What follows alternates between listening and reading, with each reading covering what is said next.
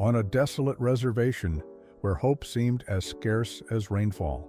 An elderly Lakota woman named Margaret Running Bear would climb the sacred hill behind her weathered cabin each evening at sunset, carrying only a small drum and her voice that had been silenced too many times in her 92 years of life there beneath an endless Dakota sky.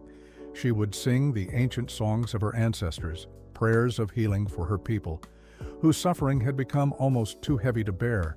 Before we continue this extraordinary story of ancestral connection and the mysterious events that followed Margaret's nightly ritual, please subscribe to our channel now, so you never miss another powerful story that reminds us of the sacred bonds between the physical and spiritual worlds that still exist if we have the courage to believe. The neighbors called her crazy, the younger generation embarrassed by her adherence to outdated superstitions. But Margaret continued her evening journey undeterred by mockery or the arthritis that made each step up the hillside a testament to her determination. What no one realized was that for 57 years she had performed this same ritual, singing the same sacred songs without any response until that scorching summer night when the flames appeared, without any source dancing in perfect rhythm to her voice. Margaret could still remember the feel of her grandmother's hands guiding her small fingers across the sacred drum when she was only 5 years old. The ancient rhythm beating between them like a shared heartbeat. The spirits hear the drum first. Her grandmother had told her, then they listen for the voice that follows. The voice must be true. Margaret must come from the deepest part of you, where the ancestors still live. Those early mornings before dawn in her grandmother's cabin were the foundation of Margaret's life, though the decades that followed had tried to wash those memories away like rain on sandstone. In 1936, at the age of 8, Margaret had been taken from the reservation, along with other Lakota children, loaded onto government trucks and delivered to the St. Catharines Indian boarding school 200 miles away from everything she knew. Kill the Indian, save the man, the school's headmaster had proclaimed on her first day, Margaret's long braids cut off, her traditional dress replaced with a stiff uniform, her Lakota name forbidden in favor of Margaret White, a name that fit her as poorly as the scratchy wool socks they made her wear for 9 long years. She endured the systematic attempts to erase her identity, washing her mouth with soap when caught whispering Lakota words to other children, kneeling on rice when she failed to recite Christian prayers properly, learning to keep her true self hidden deep inside where no one could reach. Like that, when she returned to Pine Ridge at 17, Margaret found the reservation changed. Her grandmother gone to the spirit world, many traditions fading as government policies continued to undermine tribal sovereignty, but something in her refused to surrender what had been safeguarded in her heart. During those boarding school years, she sought out the elders who still remembered the old ways, learning what she could, reweaving the fragments of songs and ceremonies that had survived at 22. She met Joseph Running Bear, a man whose quiet strength and unwavering commitment to the Lakota way had survived his own boarding school experience. They recognized in each other a shared determination to preserve what others were willing to let die. We are the bridge generation, Joseph would say. If we don't carry these ways forward, they will be lost forever. Together, they built a life that balanced the demands of the modern world with ancient traditions, Joseph working as a tribal officer, while Margaret tended their small farm and raised their 3 children, teaching them the Lakota language in secret. During years when such instruction was still discouraged, they hosted ceremonies in their home when churches and government officials weren't watching, passing knowledge to those willing to learn. The drought of 1965 had been the first great test of their faith, the worst in living memory. Crops withered, livestock died, and government assistance arrived too late for many families. Joseph and Margaret watched their neighbors drift away from traditional ways in desperation. Some turning to alcohol, others to evangelical churches that condemned Lakota spiritual practices as devil worship. The spirits have abandoned us. Some whispered in the tribal council meetings. The old ways no longer work in these times, but Joseph held firm. Our ancestors survived drought, famine, and worse by remembering who they were not, by becoming someone else, he had declared, standing before the tribal council. We have forgotten how to listen to the land, forgotten how to speak to the spirits in the proper way, forgotten the reciprocity that sustained our people for thousands of years before the Wasiku came. That night, Joseph had a vision. While fasting on the hill behind their cabin, he saw ancient figures moving through fire, speaking words. He struggled to understand when he returned home, dawn light streaming across his weathered face. He spoke to Margaret with certainty. The spirits are still here, but they are weak from our neglect. Like elders we have left alone too long, they need to be called back with the old songs. The true songs sung with pure intention, not just during ceremonies, but every day as our people once did. For the next 3 years, Joseph climbed the hill each evening to sing regardless of weather or season. Margaret often joining him, their voices carrying across the reservation. Some neighbors covering their ears, others listening in secret. Curiosity. The rains eventually returned, though. Whether from the songs or natural cycles, no one could say with certainty. Then came the winter of 1968 when influenza swept through Pine Ridge. Joseph, already weakened from diabetes, grew sicker. With each passing day, as Margaret tended him with both traditional medicines and what little Western health care was available on the reservation. On his final night, as snow fell outside their cabin window, Joseph gripped Margaret's hand with surprising strength. "Promise me," he whispered. "Promise you will continue the songs even when it seems no one is listening. The spirits need a voice to call them, a constant presence to remind them we are still here, still their children. I promise," Margaret had answered, tears freezing on her cheeks as she sat beside him. "Until I join you in the spirit world." Joseph had smiled then, his eyes reflecting something beyond the small cabin. "It will take time," he said, "perhaps many years, but if you remain faithful, they will answer."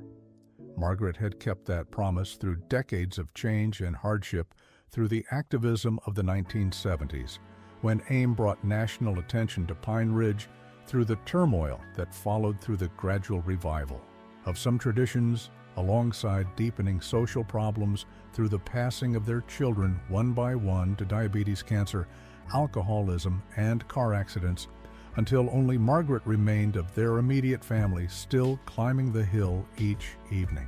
Still singing the songs Joseph had insisted must not be forgotten. For 57 years, she had maintained the ritual without fail, through rain, snow, and blistering heat, through the pain of aging joints and the whispers of concerned neighbors, through the gradual shift from being seen as merely eccentric to being labeled as senile by younger tribal members who had embraced modern ways, some mockingly calling her the siren for her evening songs that floated across the reservation like a ghost.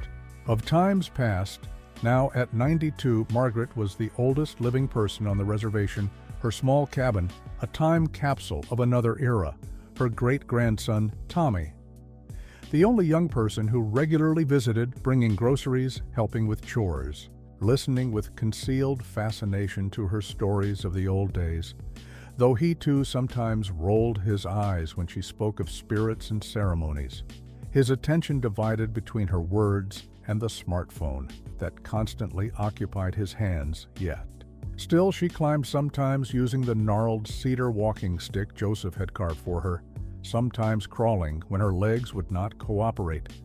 Still she sang, her voice thinner than in her youth, but carrying the weight of generations. Still she believed Joseph's final promise, even as the reservation around her continued to wither under the current drought. The worst in recorded history, 57 years without an answer, would have broken a lesser faith.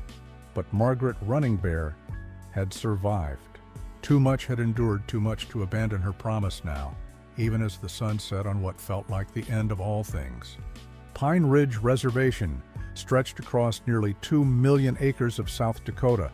Its vast landscape a study in contrasts, breathtaking natural beauty alongside crushing poverty, rolling hills and sacred badlands, surrounding communities plagued by some of the worst statistics in the nation, unemployment hovering near 70%, life expectancy in the mid-40s, alcoholism, diabetes, and suicide rates that had government officials shaking their heads in helpless dismay. The current drought, now in its third year, had only deepened the reservation's struggles. The once green pastures turned to dust, tribal ranchers forced to sell livestock at devastating losses. As hay prices soared beyond reach, gardens, withered streams ran dry, and the tribal water system frequently failed, leaving entire communities dependent on deliveries from FEMA trucks that arrived with decreasing regularity. We're being forgotten again, Councilman Ben Black Elk announced at the monthly tribal council meeting, his voice echoing in the community center where 24 people had gathered. "I've made 17 calls to the Bureau of Indian Affairs in the past week. Not one returned. State Emergency Management says we're on the list, but they can't give me a timeline. Federal assistance is tied up in bureaucracy while our people haul water in plastic containers like we're living in a third world country." Murmurs of agreement rippled through the small crowd, mostly elders and tribal employees. Younger community members increasingly absent from such gatherings, their energy directed toward immediate survival rather than collective action. "What about drilling deeper wells?" suggested Sarah Tubles, the tribe's environmental officer. "We've identified 3 potential sites where the aquifer might still be accessible." "With what money?" Ben countered. "The tribal budget is already stretched past. Breaking the casino. Revenue is down 60% with tourism dried up, like everything else on this damn reservation." In the back row, 12-year-old Tommy Running Bear sat quietly beside his mother, Jean, watching the adults debate solutions that seemed increasingly unlikely, his fingers absently scrolling through TikTok videos on his phone while keeping one ear on the conversation. He wasn't supposed to be there, but his mother, the reservation's only dentist, couldn't find a sitter and had dragged him along with promises of pizza afterward if he behaved. "What about traditionals?" "Responses?" a voice called from the side of the room, heads turning to see Matthew Ironcloud, the newest and youngest council member at 35. "Our ancestors survived droughts before government assistance, before FEMA. Maybe we should be looking at traditional knowledge as well as Western solutions." Several elders nodded in approval, but Ben Black Elk sighed heavily. "With all due respect to our traditions, Matthew, we need water, not ceremonies. The BIA doesn't respond to prayer sticks and rain dances. We need action, concrete solutions, funding."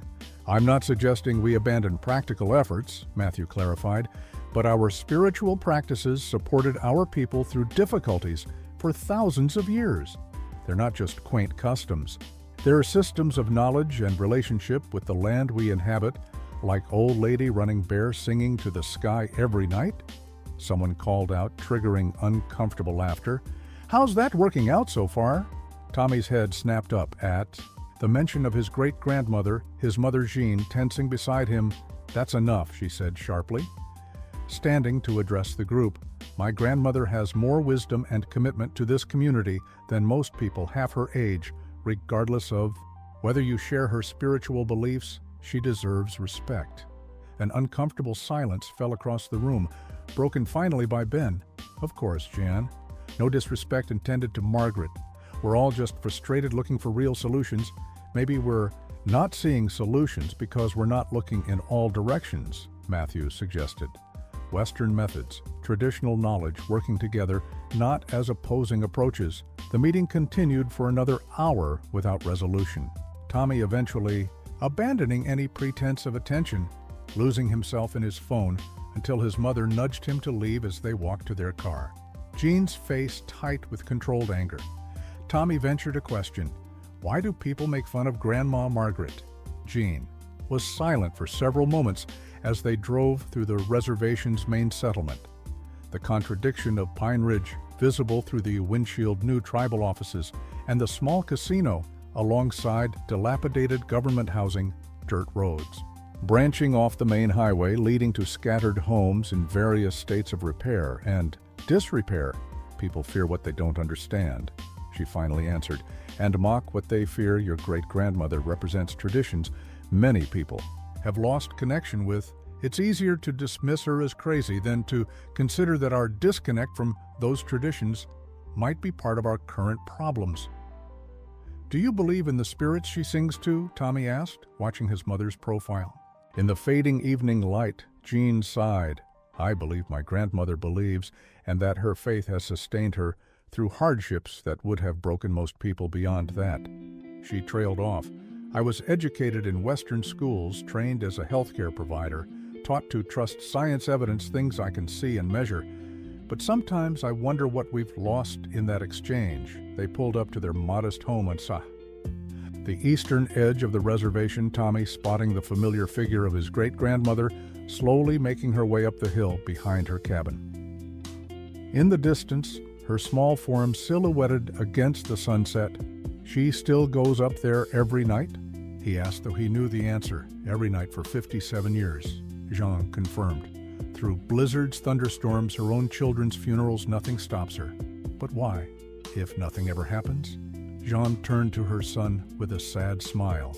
That's what faith is, Tommy, continuing to believe, even when there's no evidence, believing that something matters, even when the world tells you it doesn't. Later that evening, after finishing his homework, Tommy stood at his bedroom window watching the distant hill, where Margaret's small figure was still visible in the gathering darkness, wondering what it would be like to believe in something that completely to commit to an action for decades.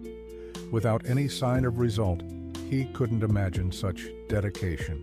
In a world of instant gratification, where unanswered texts caused anxiety and posts without likes were quickly deleted across the reservation. Similar scenes played out, families gathering around dinner tables discussing water conservation strategies, children doing homework by lamplight when electricity faltered, tribal police responding to the usual weekend calls of domestic disturbances, teenagers gathering at the one convenience store with functioning Wi-Fi elders remembering better years, while younger members plotted paths to cities where jobs and opportunities seemed more plentiful.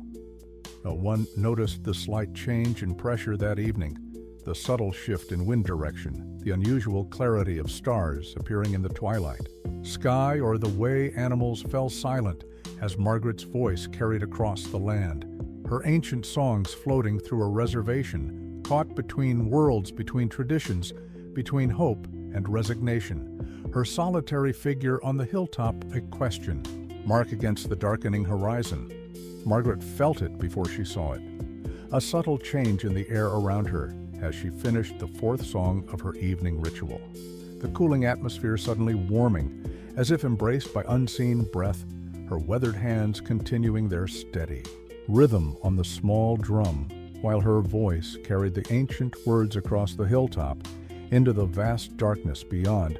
Though she had sung these same songs thousands of times over decades, something felt different. On this night, the air thicker, more attentive somehow, as if the very molecules had paused to listen. She was midway through the fifth song, the one calling to the thunder beings, when it happened. A small flame, no larger than a candle's flicker, appearing about 3 feet in front of her, hovering at eye level with no visible source, no brush or grass. Ignited beneath it, simply existing where moments before there had been only air, the small flame dancing in perfect synchronicity with her drum beats expanding and contracting. With her voice, Margaret did not stop singing, did not break rhythm, her voice never faltering as she observed the manifestation with eyes that had witnessed nearly a century of life and death on the reservation. The appearance of the flame feeling, not like a surprise, but like the arrival of a long-awaited guest, someone whose coming had been foretold, whose delay had tested faith but never broken it.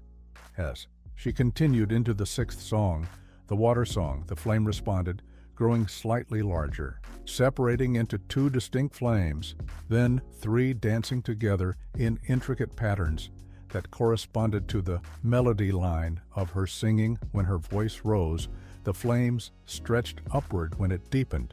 They expanded outward when she held a long note. They pulsed with increasing intensity. There was no heat from these flames, no smoke, no scent of burning, only light, a golden red illumination that cast Margaret's weathered face in warm relief against the darkness, her shadow stretching behind her across the hilltop, swaying with her gentle rocking as she continued the ritual that had defined more than half her lifetime. Margaret felt no fear, no confusion at this manifestation. Joseph had promised the spirits would eventually answer, and Margaret had never doubted his vision, only sometimes questioned whether she would live long enough to witness its fulfillment.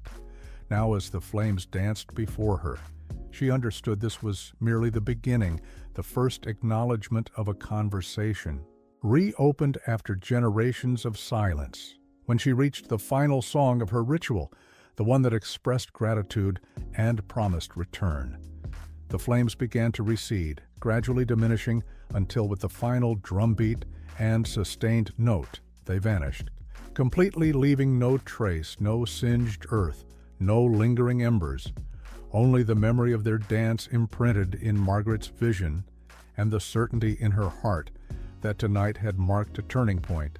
For several minutes after completing her songs, Margaret remained seated on the hilltop, her arthritic hands resting on the silent drum, her breathing slow and measured as she absorbed what had occurred. After 57 years of faithful practice, the spirits had finally answered, not with thunder or rain or dramatic transformation, but with this small, beautiful manifestation of sacred fire dancing to her songs. "Thank you," she whispered to the empty air, though she knew it was not empty at all. "Thank you for this sign. I will return tomorrow. As I have always returned, the effort of standing was considerable, as it was each night, her knees protesting 92 years of use, her back stiff from sitting on the hard ground. But Margaret noted with interest that the usual pain seemed somewhat diminished, her movements slightly more fluid as she gathered her drum and began the careful descent down the hillside toward her cabin.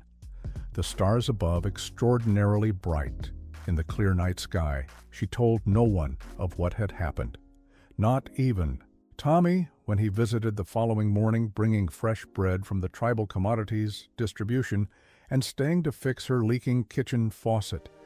The experience felt too sacred, too personal to share. Immediately, perhaps too fragile to expose to potential disbelief or dismissal, the flame's appearance was between her and the spirits, for now a private confirmation of her lifelong devotion. Throughout the day, Margaret felt subtly different energy flowing more freely through her limbs. The constant pain of arthritis noticeably reduced her mind, clearer than it had been in years. Memories surfacing with vivid detail, tasks around her small cabin accomplished with greater ease. When she looked in the mirror while braiding her thin white hair, she noticed her eyes seemed brighter, the clouding that had gradually diminished her vision, somehow less pronounced by evening. Margaret prepared for her ritual with heightened anticipation, selecting her finest shawl, the one Joseph had given her on their 40th anniversary, wrapped carefully in cedar cloth between uses, her drum wiped clean with a special cloth, her most comfortable moccasins on her feet despite the extra effort required to bend and tie their laces rather than slip into the modern shoes her granddaughter had purchased for her. Climb up the hill felt easier than it had in years, her breath coming steadier, her balance more secure, as if some unseen hand gently supported her elbow, guided her steps when she reached the summit. The sun was just touching the western horizon, painting the sky in brilliant oranges and purples. Margaret settled in her usual spot, arranging her shawl around her shoulders, positioning her drum, preparing her spirit for the sacred work of calling to the ancestors. She began, as always, with a welcoming song, her voice perhaps stronger than the previous night.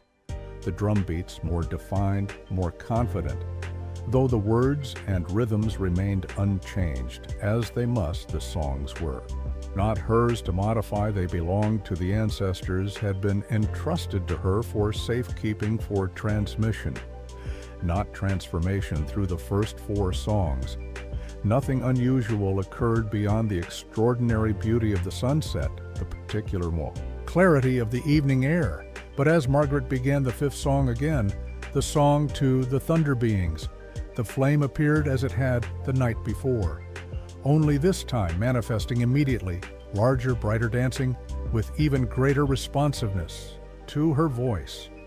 And Drummergrit sang with renewed purpose, each word, each note, each beat, invested with the accumulated faith of 57 years of unanswered prayers, now finally acknowledged her aged voice, carrying across the reservation stronger than it had in decades the flame before her, growing, expanding, separating into multiple flames that moved in complex patterns, forming momentary shapes that dissolved and reformed with the changing rhythmson, the distant edge of the reservation.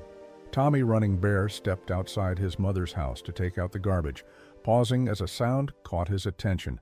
His great-grandmother's voice carried on the evening breeze, something in its tone, different, compelling, causing him to shield his eyes and look toward her distant hilltop, where an unusual light seemed to be flickering, not the steady glow of a lantern or flashlight, but something more dynamic, organic. Mom, he called back into the house, come look at this.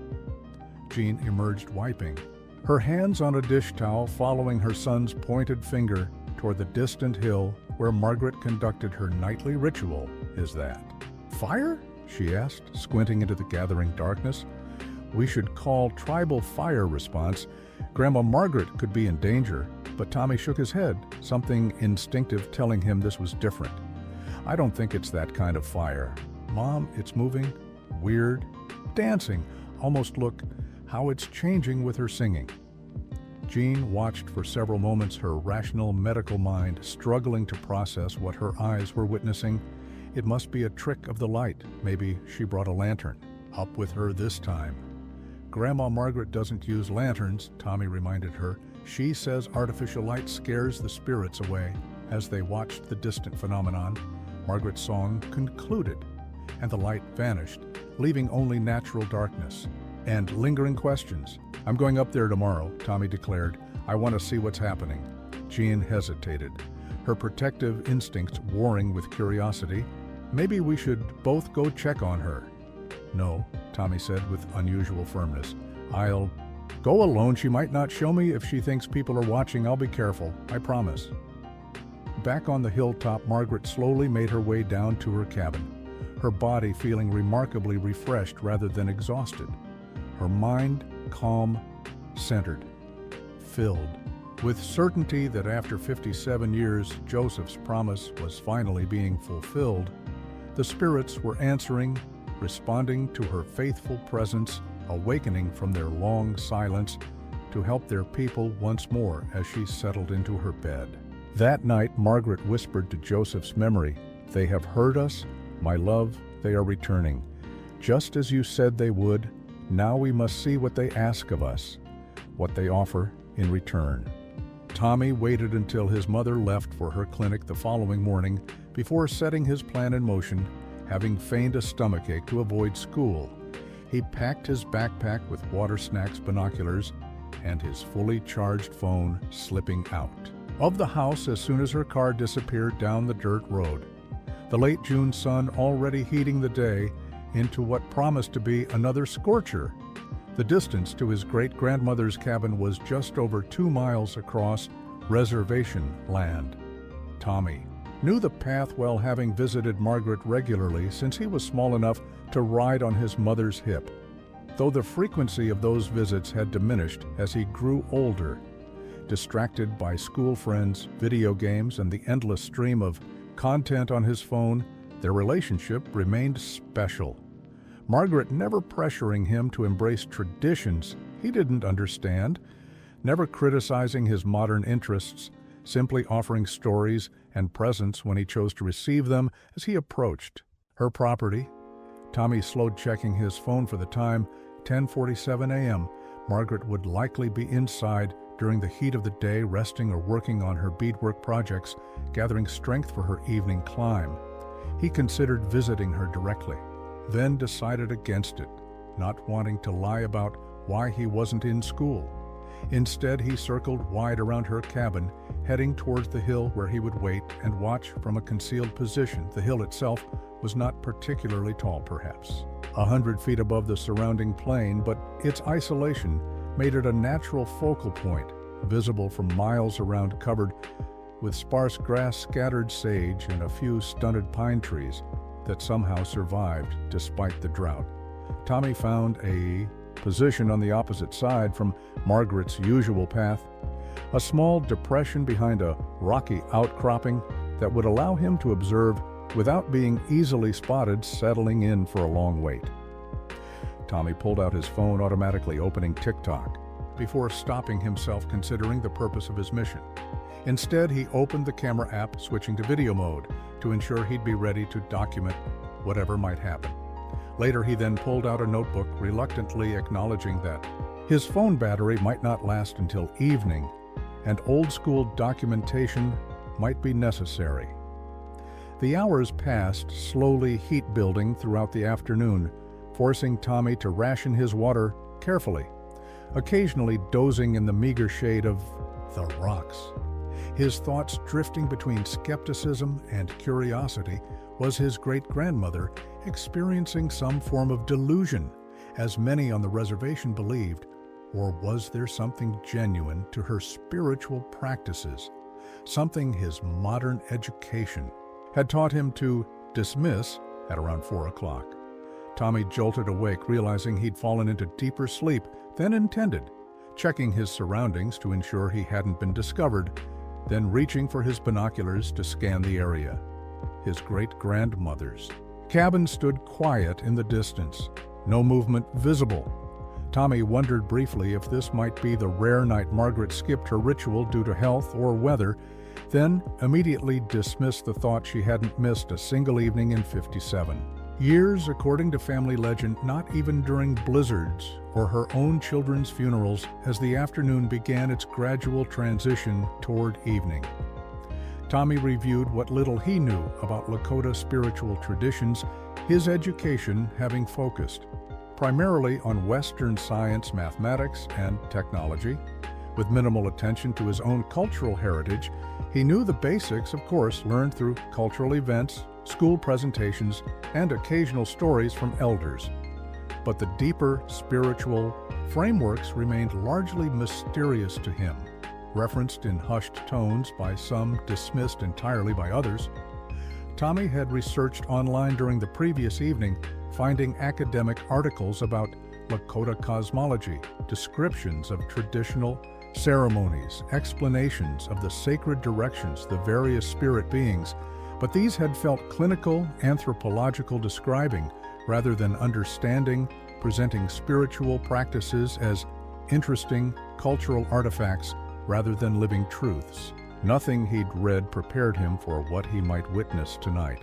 If anything, beyond an elderly woman singing on a hilltop, just before sunset, Tommy spotted movement at Margaret's cabin, her small figure emerging dressed in her finest ribbon skirt. Hair braided and wrapped in red cloth, her ceremonial appearance markedly different from her everyday dress, carrying her small drum and walking stick. As she began her slow, steady ascent up the hill, Tommy ducked lower, ensuring he remained hidden. While keeping her in sight through his binoculars, Margaret's climb appeared easier than Tommy expected for someone her age. Her movements, though careful, seemed remarkably fluid for a 92-year-old, as if the burden of years had somehow lightened. When she reached her customary spot near the hilltop, she arranged herself with practiced precision, facing west toward the setting sun, positioning her drum, unwrapping it from its protective cloth. With reverent gestures, Tommy held his breath as Margaret began to sing, her voice carrying clearly across the still evening air. Stronger than seemed possible from her frail frame, the Lakota words unfamiliar to him, yet stirring something deep in his consciousness, a recognition beyond language. the steady rhythm of the drum providing foundation for the melodic phrases that rose and fell like the contours of the land itself. Through his binoculars, Tommy watched intently as Margaret progressed through what appeared to be distinct songs, separated by brief silences, nothing unusual occurring beyond the haunting beauty of her voice against the backdrop of the sunset sky. Tommy began to wonder if he'd misinterpreted what he'd seen the previous night. Perhaps it had been merely a reflection, an atmospheric phenomenon.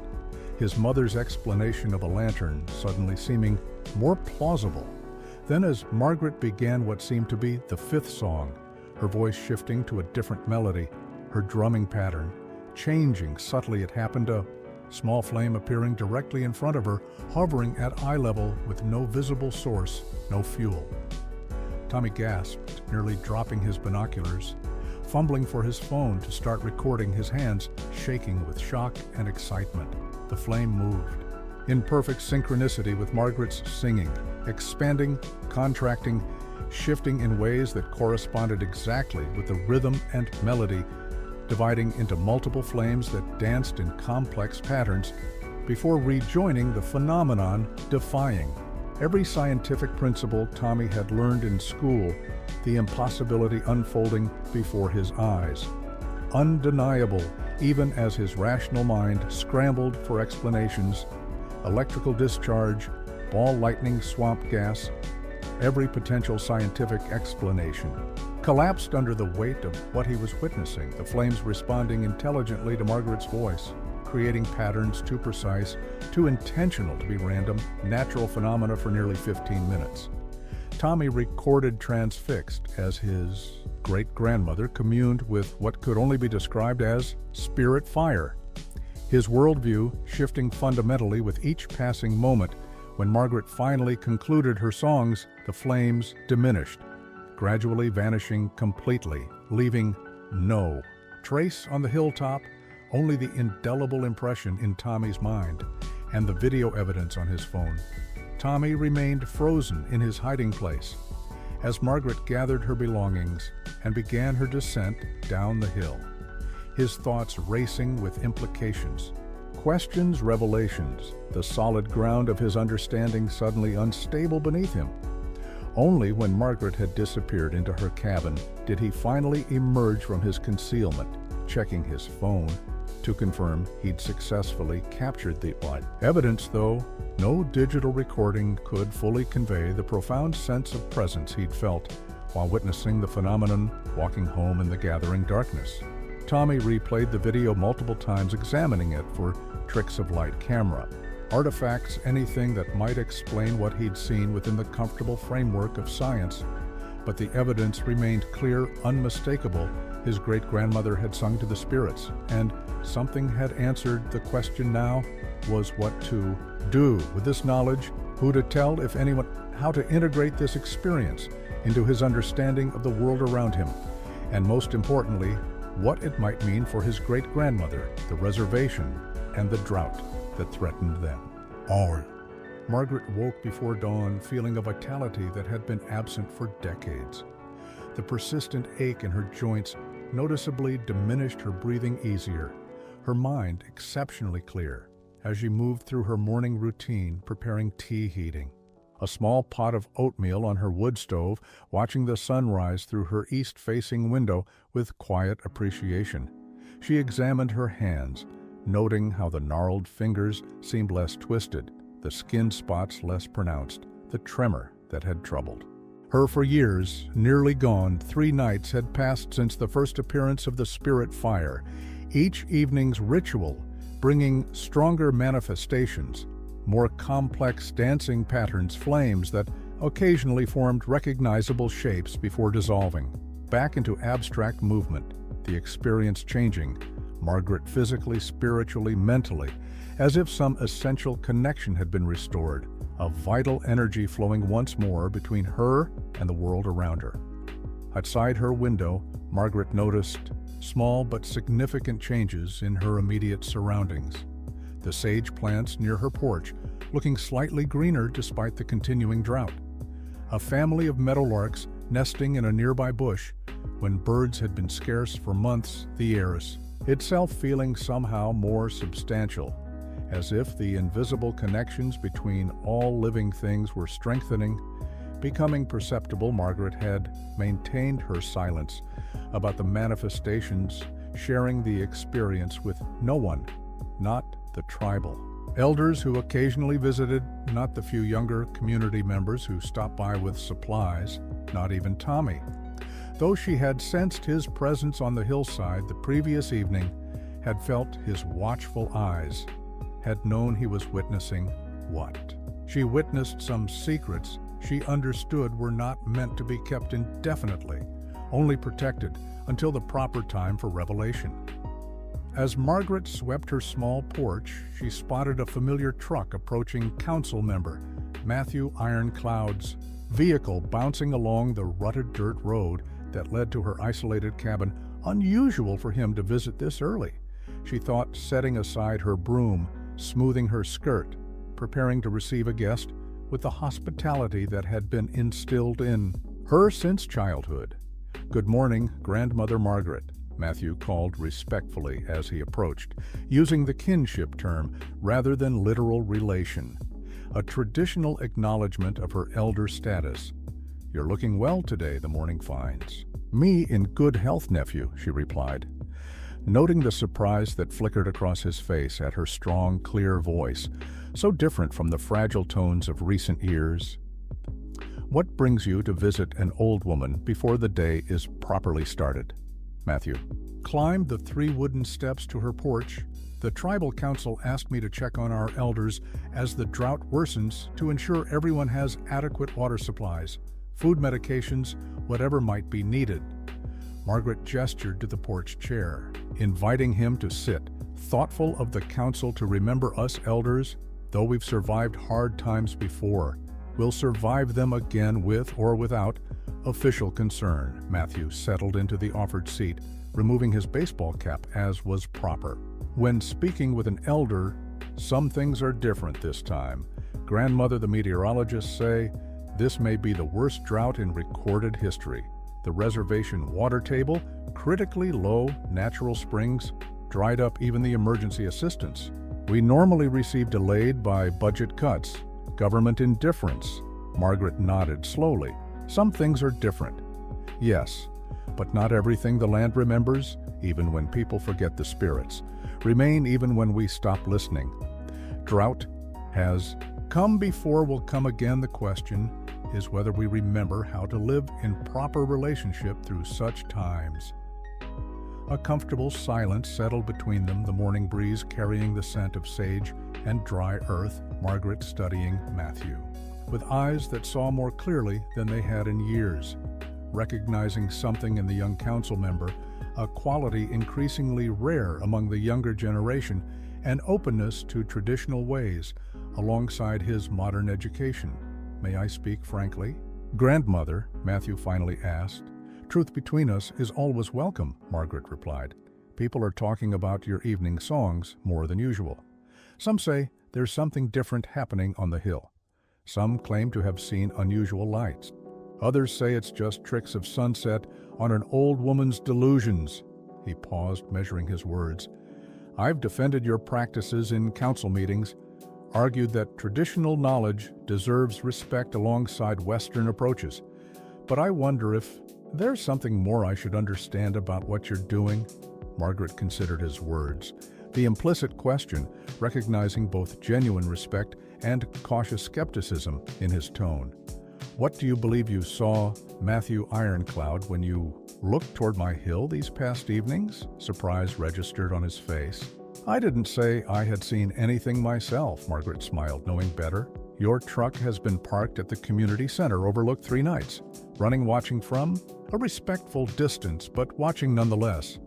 Matthew's expression shifted from surprise to sheepish acknowledgement.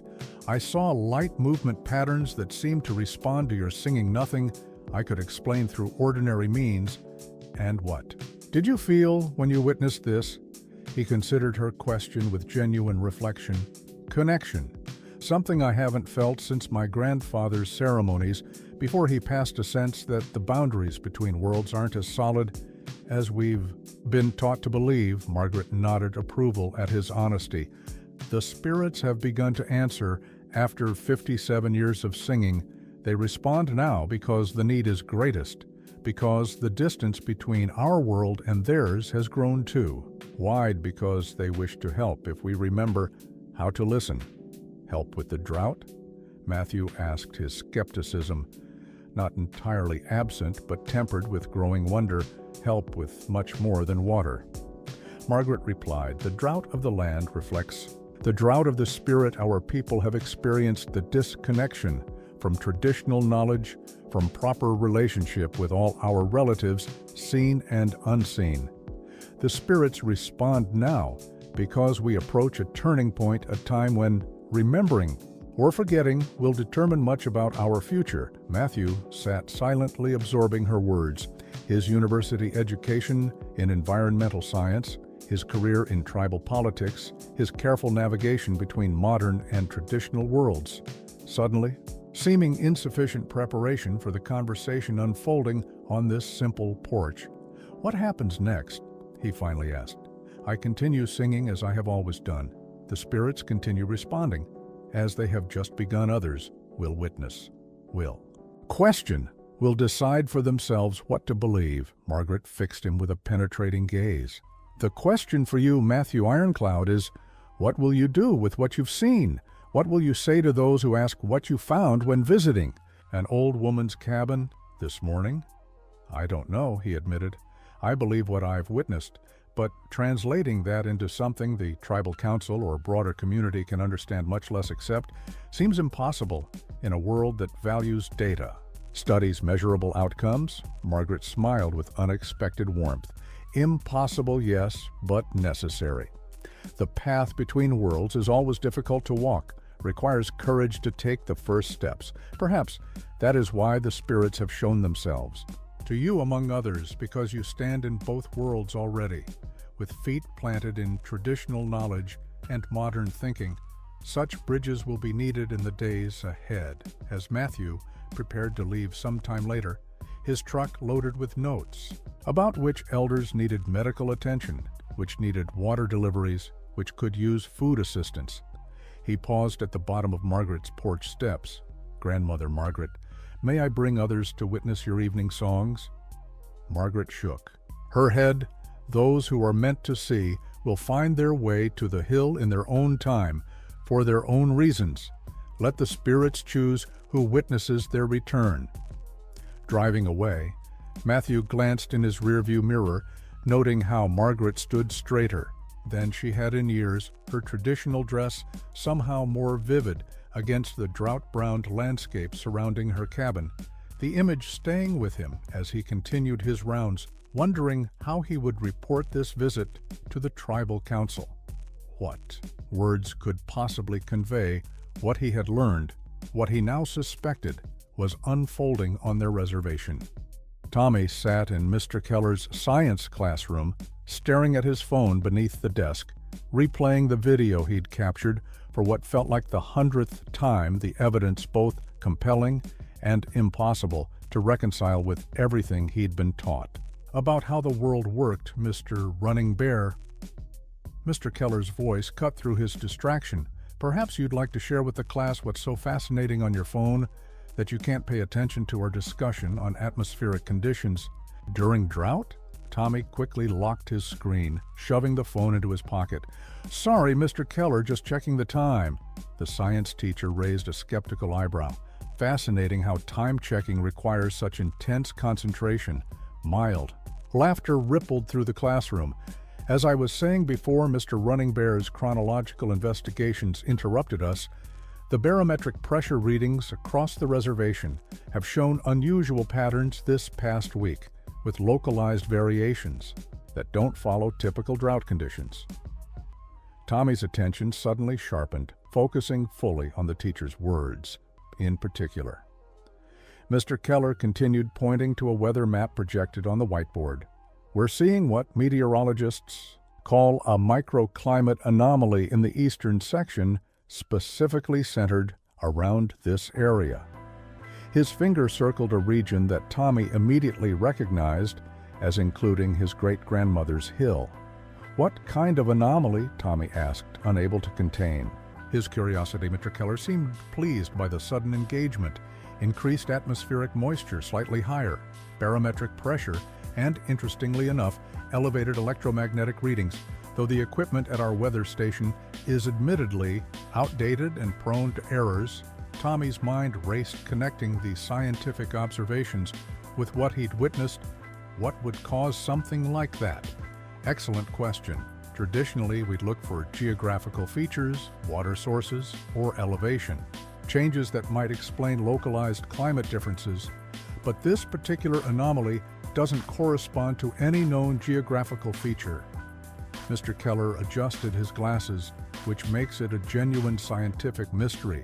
Possibly equipment malfunction, possibly something we don't yet understand. After class, Tommy lingered as other students filed out. "Mr. Keller, can I ask you something theoretical about science and things that seem impossible?" The teacher regarded him with interest. "Theoretical questions are the foundation of scientific inquiry. Tommy, what's on your mind?" Tommy chose his words carefully. "What would you say if someone claimed to see fire appearing with no fuel source, responding to sound moving in patterns that seemed intelligent?" Mr. Keller's expression shifted from interest to concern. "I'd say that person was likely experiencing a natural phenomenon they didn't understand, perhaps ball lightning plasma discharges or even optical illusions caused by atmospheric conditions, all of which have scientific explanations, even if not immediately apparent." But what if they had video evidence? Video evidence requires context interpretation. In our digital age, footage can be manipulated. Natural phenomena can appear supernatural when recorded from certain angles under certain conditions. Mr. Keller studied Tommy carefully. "Is there something specific prompting these questions?" Tommy hesitated, then shook his head. "Just curious about how science explains things that seem unexplainable." "Thanks, Mr. Keller." Walking home from school, Tommy's thoughts remained turbulent, caught between scientific explanations and what he'd witnessed with his own eyes. The video burning a hole in his pocket, evidence he still hadn't shared with anyone, not even his mother, uncertain who would believe him, who would understand, who might ridicule him for suggesting something truly extraordinary was happening at his great-grandmother's hill. He'd spent hours researching online, found nothing in scientific literature that adequately explained flames that danced in perfect synchronization with music that formed patterns impossible for random natural phenomena that appeared and disappeared without trace scientific explanations. Felt increasingly inadequate, yet the alternative, accepting something genuinely supernatural, challenged everything he'd been taught about the rational, explainable universe. Tommy was so absorbed in these thoughts, he nearly collided with Matthew. Ironcloud outside the tribal administrative building. "Oh, there, young man." Matthew steadied him with a hand on his shoulder. "Walking and thinking, dangerous combination. Sorry, Mr. Ironcloud didn't see you."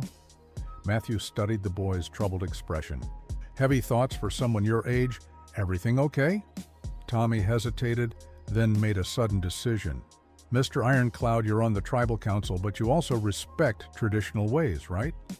You talk about finding balance between modern and traditional approaches." "I try to." "Yes," Matthew answered carefully. "Why do you ask?" If someone saw something that science can't explain, something that might connect to traditional spiritual beliefs, how would you suggest they proceed? Who should they tell? Understanding dawned in Matthew's eyes. Would this hypothetical someone have witnessed this unexplainable something on a certain hill during evening hours? Tommy's eyes widened.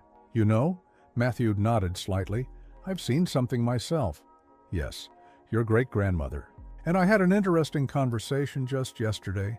Relief flooded through Tommy. "Then I'm not crazy. The fire is real. It actually responds to her singing, 'I have video.'" "May I see it?" Matthew asked gently. Tommy glanced around the public sidewalk. "Not here, somewhere private."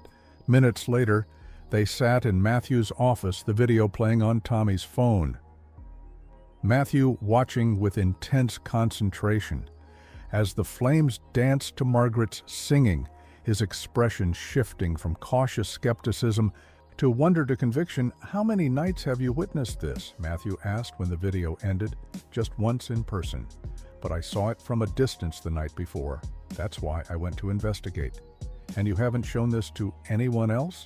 Tommy shook his head. "Who would believe me? Science teachers would say it's a trick of light.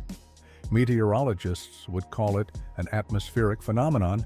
Most kids would either think it's fake or try to turn it into some viral TikTok sensation." He paused. "Mom might believe me, but she's caught between worlds too. Her medical training tells her one thing. Her Lakota heritage suggests another." Matthew nodded, understanding. "It's not easy standing between worlds," Tommy seeing with both sets of eyes, hearing with both sets of ears, but sometimes that's exactly the perspective needed. "What do you think is happening?" Matthew considered his answer carefully. "I think your great-grandmother's lifetime of dedication has opened a connection that's been dormant. The spirits responding to her calls after decades of silence, manifesting in a way that can be witnessed by those ready to see. But why now, after all these years?" Margaret believes it's because the need is greatest the drought-threatening hour. People on multiple levels, physical, spiritual, cultural, the distance between our world and the spirit world grown too wide. Matthew leaned forward. "The question now is what this means for the reservation for all of us, what the spirits might be. Communicating through these manifestations." Tommy's expression grew troubled. "Should we tell others? The tribal council? The community? Those who are meant to witness will find their way to the hill in their own time, your great-grandmother believes?" "And I'm inclined to agree," Matthew replied. "Sacred experiences have their own timing, their own way of unfolding. Rushing to publicize this might do more harm than good, particularly with no clear understanding of what the spirits are communicating." Because Tommy left the tribal offices, his burden somewhat lightened by sharing his experience with someone who understood. He spotted a small crowd gathered around the community bulletin board, several people pointing at a newly posted notice. His curiosity drawing him closer. Emergency water restrictions, Ben Black Elk was announcing to the gathered community members. Effective immediately. All non-essential water use prohibited, reservoir levels critically low, delivery trucks reduced to once weekly. Tribal emergency management team activated to coordinate response. Hushed concerned conversations erupted around Tommy, the drought's impact becoming increasingly dire, conservation measures growing more stringent as he listened to community members discuss failing wells, gardens, dying livestock, suffering. Tommy felt the weight of what he'd witnessed on the hill growing heavier with significance. Could his great-grandmother's connection to the spirits somehow help address the crisis? Or was it merely a beautiful but ultimately irrelevant spiritual manifestation disconnected from the practical realities of the reservation's drought emergency? As Tommy turned toward home, his thoughts remained divided between wonder and skepticism, hope and practical concern. The mysterious fires dancing in his memory alongside Mr. Keller's scientific explanations and the very real crisis unfolding around him. A week had passed since the first appearance of the Spirit Fire, 7 nights of increasingly powerful manifestations. Margaret's evening songs, now accompanied by flames that formed complex patterns, occasionally resembling animals, human figures, celestial bodies before dissolving back into abstract movement. Each night's ritual, leaving Margaret stronger, more vibrant, her age. Worn body gradually rejuvenating in ways that defied medical explanations. Small but significant changes had begun, appearing around her cabin despite the continuing drought across the wider reservation. Her small garden producing tender shoots where there had been only dust a week earlier. Morning dew collecting on plants near her porch when no moisture appeared. Elsewhere, birds, insects returning to her immediate surroundings, creating a small oasis of renewal centered around the elderly woman. And her sacred hill word had begun spreading through the reservation, whispered conversations about Margaret Running, Bear's evening rituals, the strange lights witnessed on her hill, the subtle changes occurring in her vicinity. While the broader community suffered deepening drought, people initially dismissed these stories as desperate wishful thinking or elder delusions, but as more witnesses reported similar observations, skepticism gradually gave way to curiosity, even cautious hope. Jeanne Running Bear, Margaret's granddaughter, had noticed the changes in her grandmother during their weekly check-ins. The improved mobility, clearer speech, brighter eyes, initially attributing the transformation to some natural fluctuation in the elderly woman's condition, perhaps a good week, amid the general decline of advanced age. But as the improvements continued, even accelerated, Jean's medical training battled with growing wonder. "Grandma, you seem different lately," Jean observed. During her latest visit, bringing fresh supplies and checking Margaret's blood pressure, stronger somehow. Margaret smiled serenely, continuing her beadwork with steady hands that weeks earlier had trembled with palsy. "Different, yes. The spirits bring renewal when they return." Jean hesitated.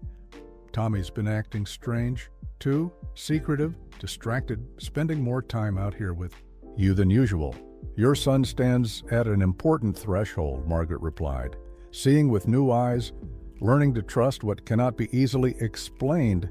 He carries both your Western medical skepticism and the traditional knowledge that flows in his blood, an important balance for the times ahead." "What do you mean, the times ahead?" Margaret set aside her beadwork, fixing Jean with a penetrating gaze. "The drought is only the most visible sign of imbalance. Jean Running Bear, the reservation, suffers from deeper disconnections than mere lack of rain.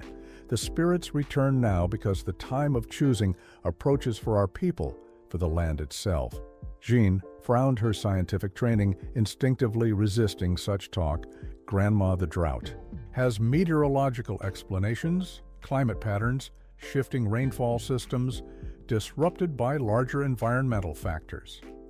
"And why do you think those patterns shift, those systems disrupt?" Margaret asked gently. "All things connect, Jean, the physical world and spirit world, not separate domains, but interconnected aspects of the same reality. Your Western medicine understands the body's systems must work in harmony. Why not the Earth's systems also?" Before Jean could respond, Tommy burst through, the door excitement overriding his usual teenage reserve. "Mom, Grandma, Margaret, you need to see this." He led them outside, pointing toward a dry stream bed that ran near Margaret's property, a place that had held no water for nearly 3 years. "I was walking back from the hill and I saw something moving in the stream bed. Thought it might be an animal, but look."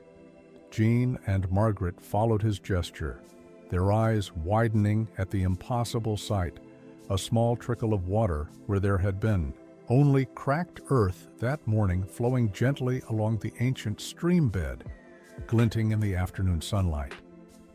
"A spring must have reopened upstream," Jean suggested scientific explanation, immediately asserting itself, perhaps from the groundwater. Shifting. "No, Mom, I checked, there's no source upstream. It just starts right there." Tommy pointed to a specific spot in the stream bed, directly below Margaret's sacred hill. "Appears out of nowhere like it's pushing up from underground," Margaret observed. The phenomenon, with calm acceptance, the spirits begin their response water, returning first as it should. Life follows water as night follows day.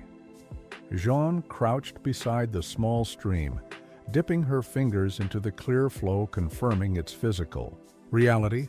"This doesn't make sense. The aquifer levels have been dropping for years. There's no hydrological explanation for a spring suddenly appearing, especially after 3 years of drought."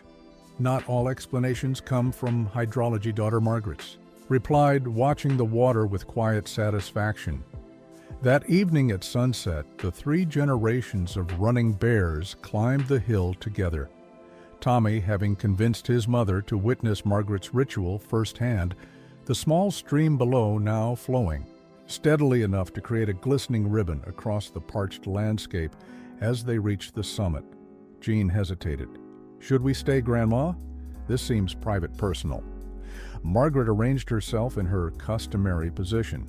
"The spirits choose who witnesses their return. You are here because you are meant to be here." As Margaret began her songs, the familiar drum beats establishing rhythm before her voice joined in ancient Lakota words floating across the twilight air, Joss watched with medical, professional skepticism mixed with the cultural respect instilled through her upbringing, her attention divided between her grandmother's surprisingly strong performance and Tommy's expectant face. When the fifth song began and the first flames appeared, Jane gasped involuntarily, her rational mind immediately searching for explanations. Atmospheric phenomena, light refraction, mass hallucination, anything that might fit within her scientific understanding, yet, as the flames danced, responding precisely to Margaret's voice forming shapes. Too deliberate to be random, Jean felt her carefully constructed worldview beginning to crack. Tommy watched his mother's face rather than the flames, having witnessed the phenomenon before finding greater fascination in seeing scientific certainty confronted by undeniable spiritual manifestation. Jean's expression shifting from skepticism to confusion to wonder. As the ritual continued, the flames grew larger, more complex than previous nights, responding to the presence of 3 generations perhaps, or to some threshold crossed in the spiritual awakening.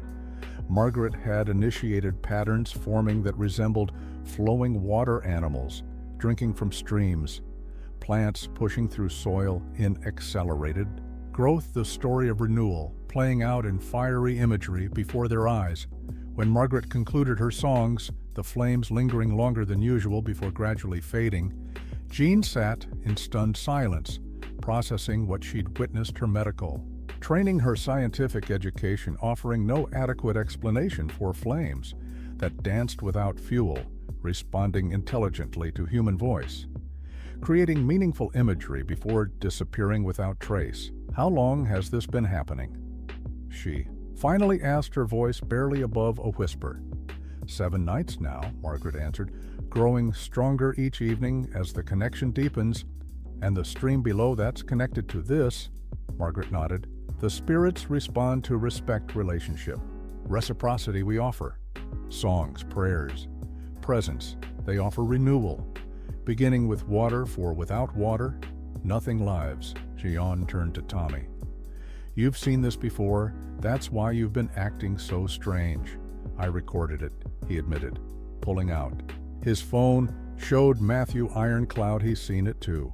"But we agreed not to tell anyone else yet. Not until we understand what it means, what's happening."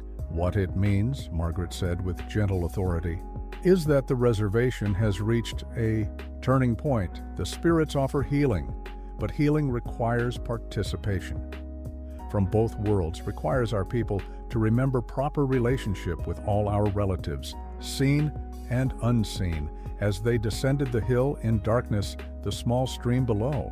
Now visible as a silver thread in the moonlight, Jean's mind continued racing between scientific explanations and spiritual acceptance, her grandmother walking with surprising ease beside her, Tommy leading the way with a flashlight. "What happens next?" Jean asked finally.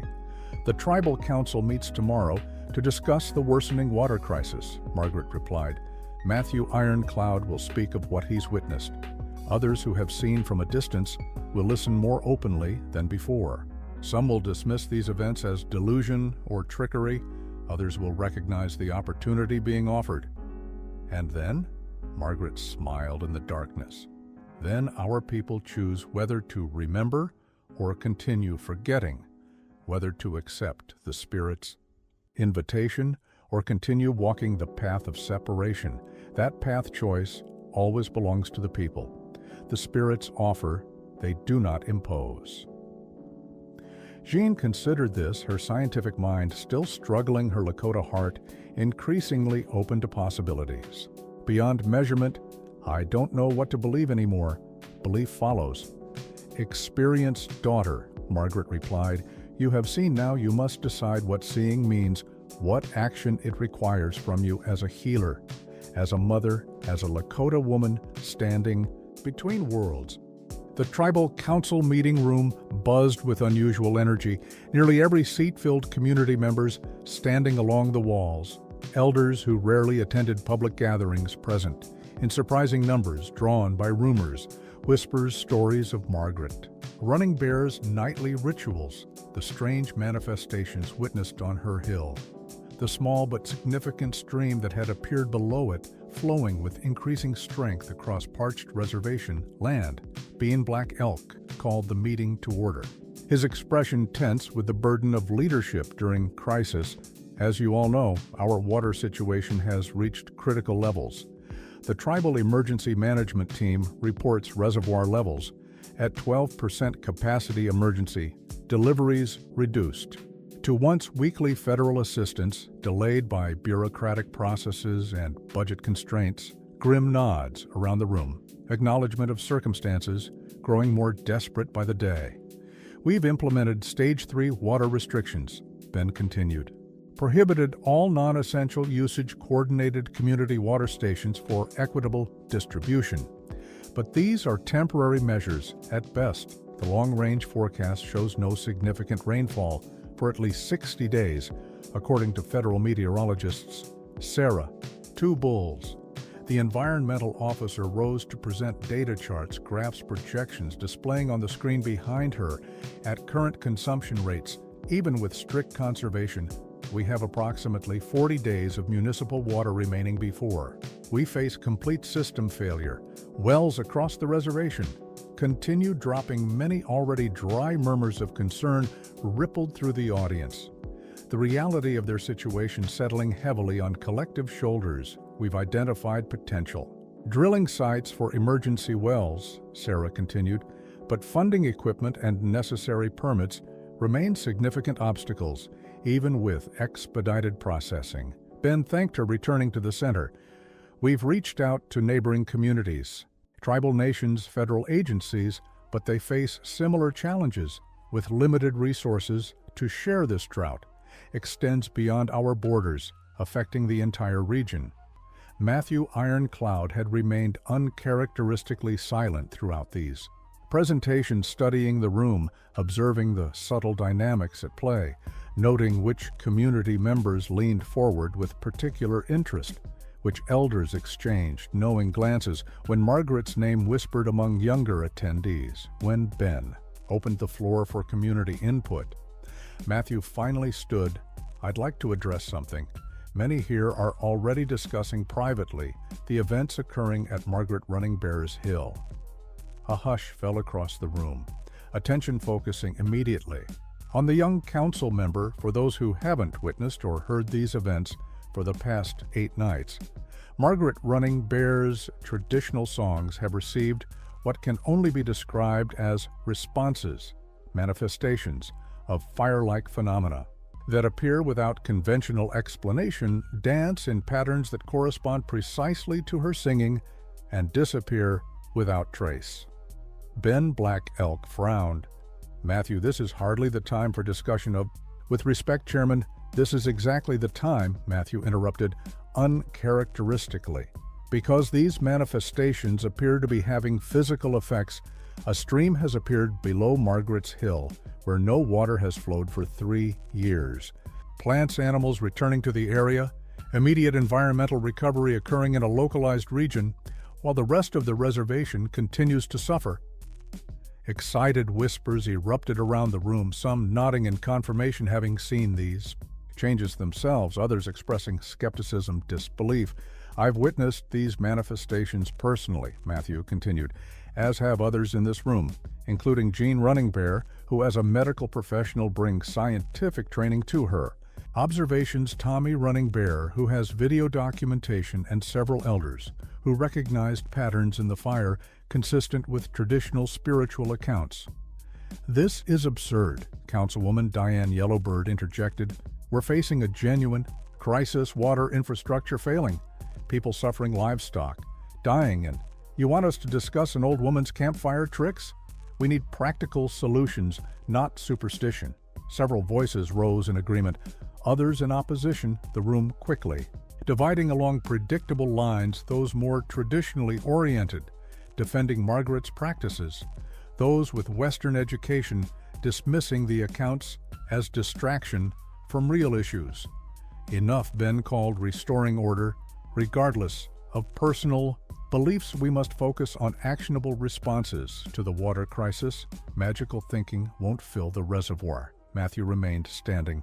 Chairman, what if these aren't separate issues? What if Margaret's connection with traditional spiritual practices relates directly to our current crisis? The timing seems significant. After 57 years of singing without response, why now, during our most desperate water shortage? Elder Joseph Brings Plenty rose slowly from his seat, his voice commanding immediate respect. Our ancestors survived droughts, floods, wars, disease without FEMA trucks, bottled water, government assistance. They survived through proper relationship with the land, the spirits, the sacred powers. What if we've forgotten those relationships and now face the consequences? What if Margaret Running Bear remembers what we've forgotten? Silence fell as the community absorbed his words, generations of Lakota wisdom resonating through simple questions.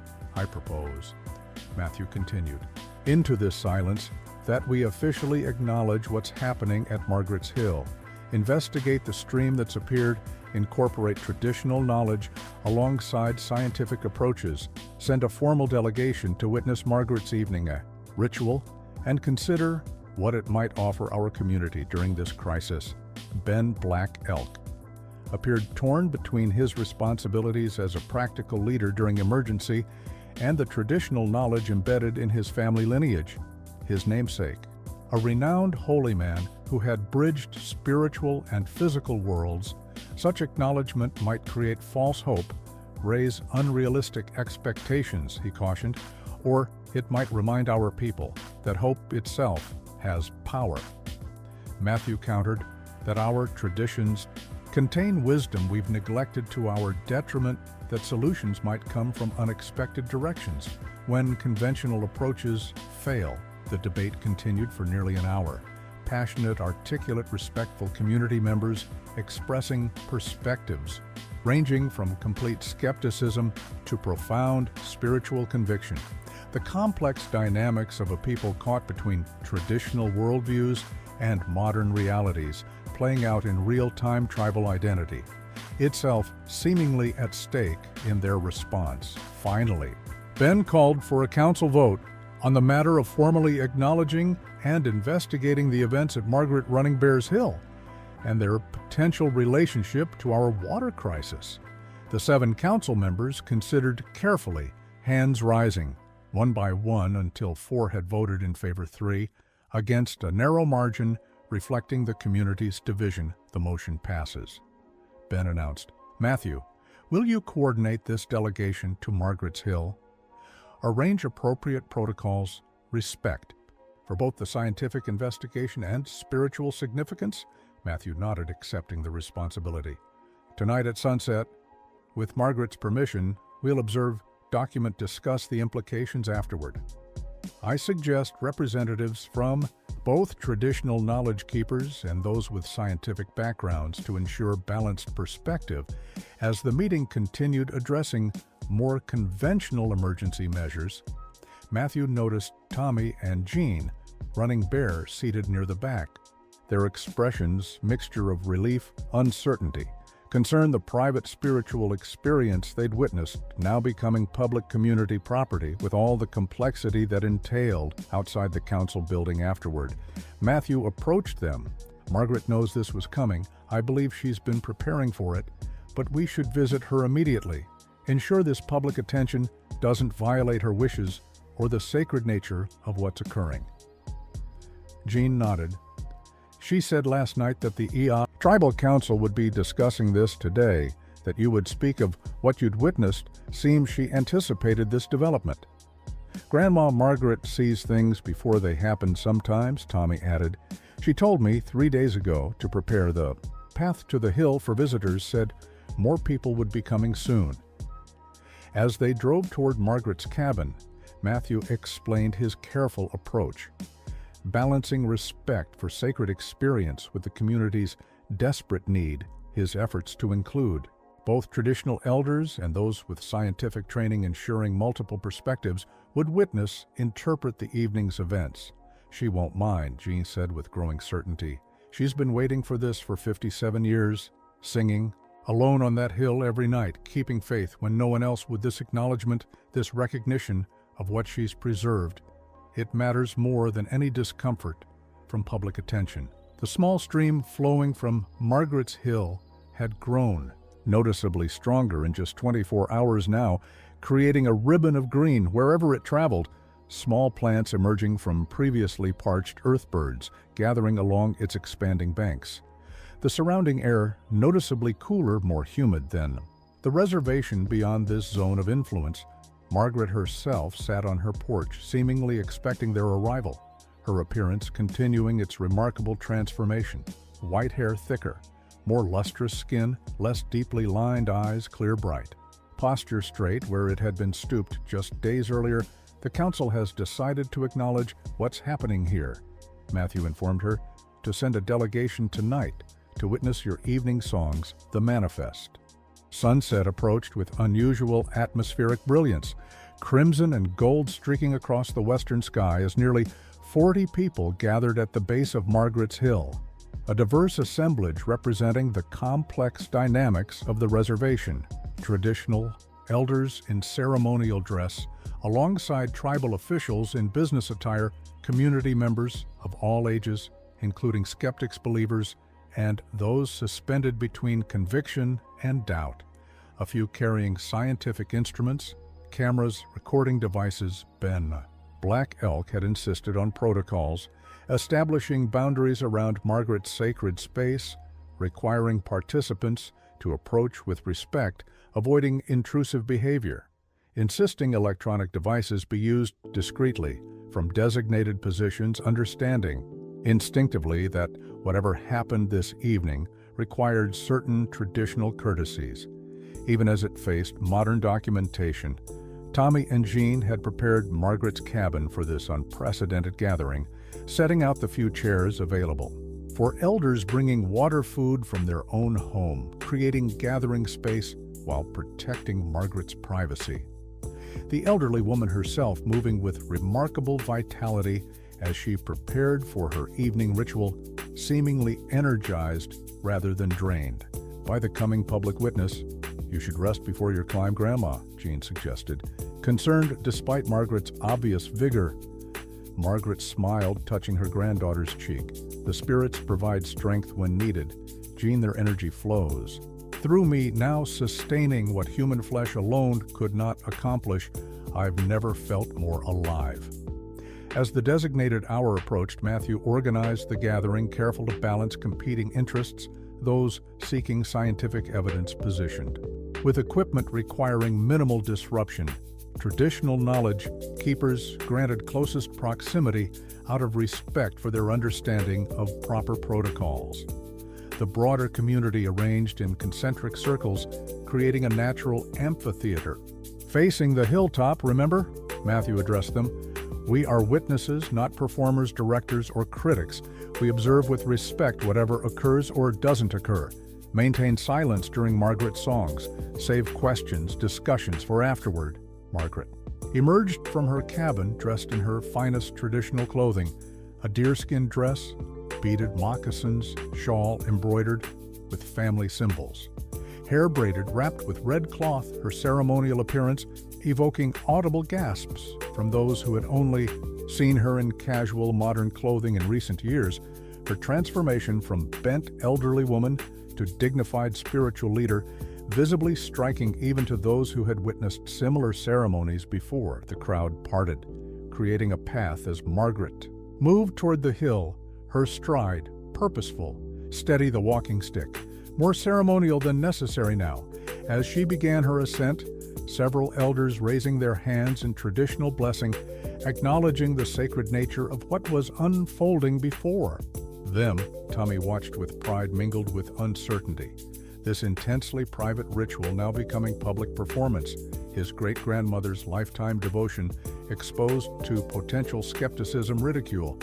Yet something in Margaret's demeanor suggested absolute confidence, serenity, beyond concern for others' judgment, as if the opinions of human witnesses paled in significance compared to the spiritual connection she had established. Jean stood beside her son, medical training, still wrestling with witnessed phenomena, logical mind-seeking explanations, while Lakota heritage increasingly accepted possibilities beyond scientific framework, the contradiction creating productive tension rather than paralyzing conflict as she prepared to witness. Again, what had fundamentally challenged her understanding of reality. Margaret reached her customary position at the hilltop, silhouetted against the fading sunset sky, the gathered community falling into expectant silence as she arranged herself, removed her drum from its protective wrapping, positioned her hands in preparation. Even skeptics affected by the solemnity of the moment, the weight of 57 years of faithful practice, creating undeniable gravity. When Margaret began her first song, her voice carried with surprising strength across the gathered crowd, the familiar drum rhythm establishing foundation for melodic phrases that rose and fell like the contours of the land itself. Even those hearing these songs for the first time sensing their antiquity, their connection to something beyond modern experience, something remembered in blood and bone, if not in conscious memory. Through the first 4 songs, nothing unusual occurred beyond the haunting beauty of Margaret's voice against the darkening sky, some in the crowd shifting restlessly, exchanging questioning glances, skeptics beginning to form dismissive conclusions, scientists checking equipment settings, ensuring nothing was missed. Then, as Margaret began the 5th song, the Thunder Being Song, the first flames appeared directly before her, hovering at eye level with no visible source, no fuel. Immediate gasps rippling through the assembled witnesses, cameras, hastily adjusted recording devices, aimed disbelief, transforming into stunned attention as the flames moved in perfect synchronicity with Margaret's singing, expanding, contracting, shifting, in ways that corresponded exactly with the rhythm and melody. Diana Yellowbird, the most skeptical council member, whispered audibly, "Projection technology, holographic imaging, there must be equipment hidden somewhere." A tribal police officer standing nearby shook his head. "We swept the entire area before the gathering, chief. Nothing electronic, nothing that could create this effect." As Margaret continued singing, the flames grew larger, more complex than any previous manifestation, responding perhaps to the energy of the gathered community, dividing into multiple flames that danced in intricate patterns, before rejoining, shifting gradually from abstract movement to recognizable forms, animals appearing in fiery outline, eagle, buffalo, wolf, each manifesting briefly before dissolving back into pure light. Elders among the crowd began nodding in recognition, whispering traditional names for the spirit beings, depicted identifying patterns consistent with ancient stories passed through generations, while scientists adjusted instruments, capturing readings that would later show inexplicable electromagnetic anomalies, localized temperature variations defying conventional explanation. The most dramatic moment came during Margaret's water song, when the flames coalesced into a single, powerful stream of light extending from her position downward toward the small waterway that had appeared below the hill, illuminating the precise path the water followed across the landscape, clearly connecting Margaret's spiritual practice with the physical manifestation that had so puzzled the community. Ben Black, Elk, watched, transfixed, his practical leadership responsibilities momentarily suspended as deeper cultural understanding asserted itself, recognition flowing through him of patterns his namesake great-grandfather had described in winter count stories, ceremonies once common, now nearly forgotten, the fire's movement, speaking a language his educated mind had forgotten, but his spirit somehow remembered. When Margaret completed her final song, the flames lingered longer than ever before, gradually, taking shape as a human figure standing before her, its features indistinct, yet its posture conveying communication, conversation before slowly dissolving into the darkness, leaving the hillside, in natural night, the gathered community in stunned silence. For several minutes, no one spoke. No one moved, the collective experience too profound for immediate analysis or discussion. Margaret herself remaining seated, drum resting in her lap, head slightly bowed, as if listening to voices only she could hear, the stream below flowing with audibly increased strength, its soft gurgling the only sound breaking the silence. Finally, Matthew approached the hillside, careful to maintain respectful distance. "Grandmother Margaret, is there anything you wish to share with those gathered?" Margaret looked up, her face illuminated by starlight. With extraordinary clarity, "The spirits have spoken, offering renewal, connection, healing. But they require participation, recognition, relationship from the people themselves. One old woman's songs are not enough for what comes next. The community must remember together, must sing together, must acknowledge all our relations if the waters are to fully return." Her simple words resonated across the gathering, some nodding in immediate understanding, others struggling with implications that challenged fundamental worldviews. The division between traditional and modern perspectives temporarily bridged by shared witness of the undeniable, yet somehow still disputed experience. As Margaret prepared to descend, Ben Black, Elk stepped forward, official tribal leader, momentarily transformed into traditional spiritual seeker. "What would you have us do, Margaret Running Bear? How should we respond to what we've witnessed?" Margaret regarded him with compassion, understanding the difficult position he occupied. "Prepare for ceremony, Ben Black, Elk. Proper ceremony in the proper way, with proper protocols. The spirits have extended invitation through my songs, but the response must come from the people themselves, from their leaders, their knowledge keepers, their young ones, the old ways remembered, adapted for these times." Below the hill, the stream continued flowing, its volume noticeably increased during the evening's events. Its path across the parched reservation extending further with each passing hour, carrying possibility, renewal, hope amid deepening crisis. News spread across the reservation like wildfire, following the public witnessing of Margaret's ritual. Dozens becoming hundreds, as stories, accounts, videos shared through social media community, networks, family connections, transformed private spirituals experience into public phenomenon, interpretation varying widely depending on perspective, worldview, life experience.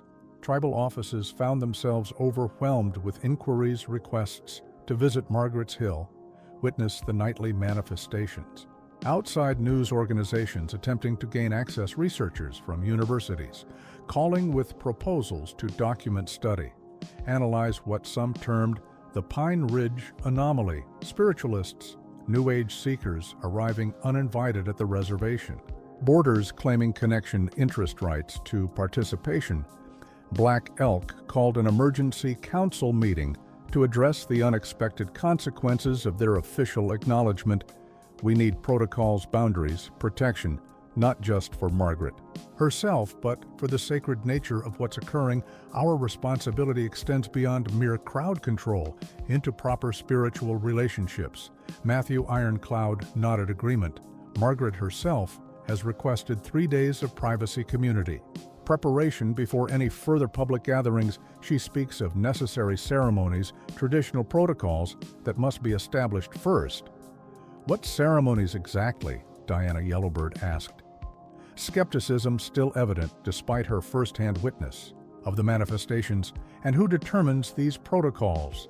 "We have Christian members of the tribe, Jewish Muslim members, those who follow traditional ways, and those who follow none. We must be inclusive while respecting everyone's beliefs." Elder Joseph Brings Plenty addressed this concern. "The spirits responding through Margaret's songs are not denominational, Diana. They predate all religious divisions that came to our people. They speak the original language of this land, these ceremonies.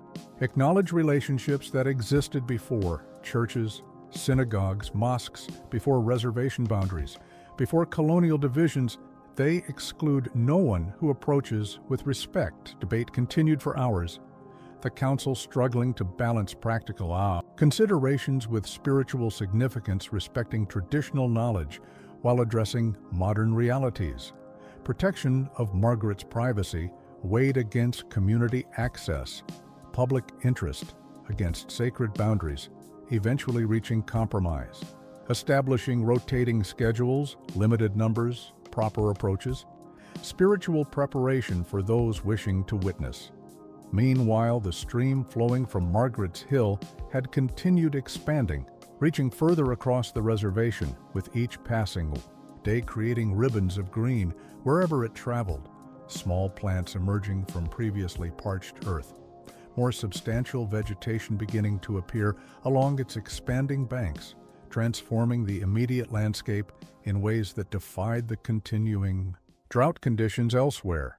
Tribal environmental officers monitoring the phenomenon reported increasing flow rates, water quality exceeding federal standards, unusual mineral content with apparent health benefits, wildlife returning to areas that had been virtual dead zones during the height of the drought.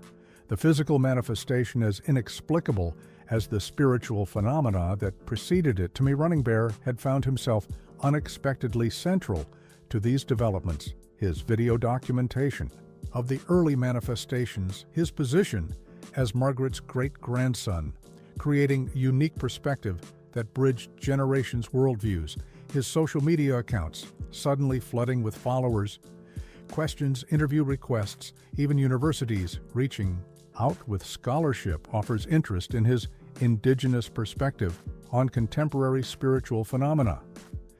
"It's weird, Mom," he confessed to Jean as they drove toward Margaret's cabin, bringing supplies for the coming ceremonies. 2 weeks ago, I was just a regular reservation kid trying to balance school and video games. Now people treat me like some kind of cultural interpreter, spiritual guide thing, just because I happen to record Grandma Margaret's fire visitors asking me questions I don't know how to answer about traditions I barely understand myself. Jean nodded, understanding. You stand between worlds, Tommy, like many of us, only more visibly now because of your connection to Margaret, your documentation of the manifestations. People project their needs, expectations, questions onto you because you represent something they're seeking answers, connection, understanding. But I don't have answers. I'm learning this stuff alongside everyone else. Sometimes admitting what you don't know is more valuable than pretending certainty. Jane replied, "Maybe that's part of your role in all this. Being honest about the journey of understanding, rather than claiming authority you haven't earned." At Margaret's cabin, they found the elderly woman directing preparations for the coming ceremony with remarkable vigor, overseeing construction of a traditional sweat lodge, instructing younger community members on gathering specific plants, stones, materials needed for sacred rituals. Her knowledge proving encyclopedic precise, despite decades when such practices were discouraged. 3 sacred fires, she explained to the gathering helpers, positioned according to the original vision Joseph received years ago, representing past, present, future, each with specific purpose offerings, protocols, each requiring proper songs, approaches, relationships. Matthew Ironcloud listened carefully, noting instructions, memorizing details, understanding his responsibility to preserve, transmit. This knowledge and the water ceremony, how should we prepare for that? Margaret pointed toward the stream, now flowing strongly enough to create distinct bank support small fish that had mysteriously appeared within its depths. Water is life. Mani Waikoni. The first gift being restored requires the first gratitude. The ceremony acknowledges what has been given, what is being returned, what responsibility accompanies such gifts. Throughout the day, traditional knowledge keepers arrived, elders from neighboring tribal nations bringing ceremonial items, songs shared memories of practices nearly forgotten, representatives from Lakota, Dakota, Nakota communities recognizing shared spiritual heritage beyond political divisions that had sometimes separated them, sacred pipes, medicine bundles, ceremonial drums emerging from careful storage, decades of safekeeping for this anticipated moment.